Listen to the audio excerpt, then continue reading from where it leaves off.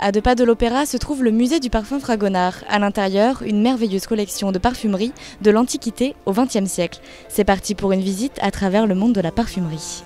Bienvenue au nouveau musée du parfum Fragonard. Je m'appelle Clémence et je serai votre guide durant la visite. Donc nous allons commencer, suivez-moi. Alors, est-ce que vous connaissez un petit peu la maison Fragonard?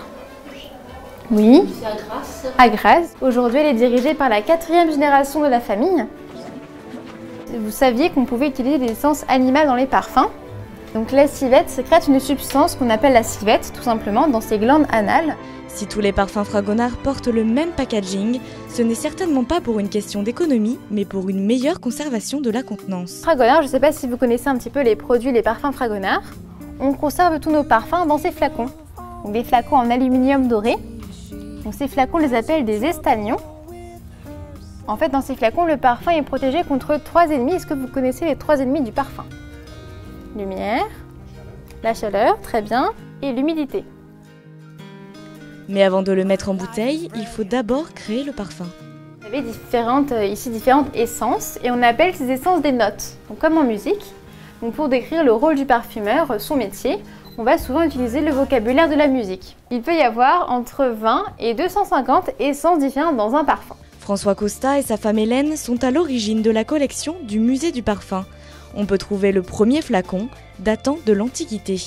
Les descendants de la famille Costa perpétuent la tradition et sont en quête perpétuelle de nouvelles trouvailles. Et si on allait se parfumer maintenant? La guide Clémence explique les bons gestes à adopter. Vous allez faire 3 pulvérisations maximum sur le poignet. Et après, que faites-vous? Derrière les oreilles, dans le cou, au creux du décolleté, au creux des coudes. Et lorsque vous avez des jupes ou des robes, mesdames, vous pouvez mettre derrière vos genoux. La guide s'amuse à faire reconnaître aux visiteurs les différentes essences. C'est bien frais. Un petit jeu qui semble plaire à cette jeune touriste.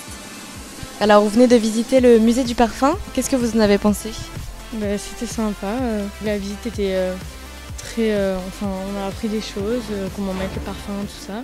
Il y a un parfum que vous avez préféré? Oui, moi j'ai bien aimé Belle de nuit. Donc il ne faut pas l'étaler, c'est ça. Donc là, vous devez tapoter un peu et attendre que le parfum s'évapore un petit peu puisque c'est très concentré. Vous venez de fêter vos 90 ans. Pourquoi il y a toujours un tel engouement autour du parfum? Pourquoi toujours cet engouement? Parce que ça veut dire qu'on est bon, on est des bons parfumeurs, que nos produits plaisent, ils sont à un bon prix, ils sont de qualité, ils sont fabriqués dans le sud de la France, à Grasse, là où nous avons notre maison mère, nos 3 usines. Et nous fabriquons depuis 90 ans des produits qui plaisent à tout public. Si vous aussi l'histoire du parfum vous intéresse, les visites guidées sont accessibles au public tous les jours de la semaine, sauf le dimanche, et elles sont gratuites. Quant à moi, je vous dis à bientôt pour la découverte d'un nouveau concept insolite sur Paris.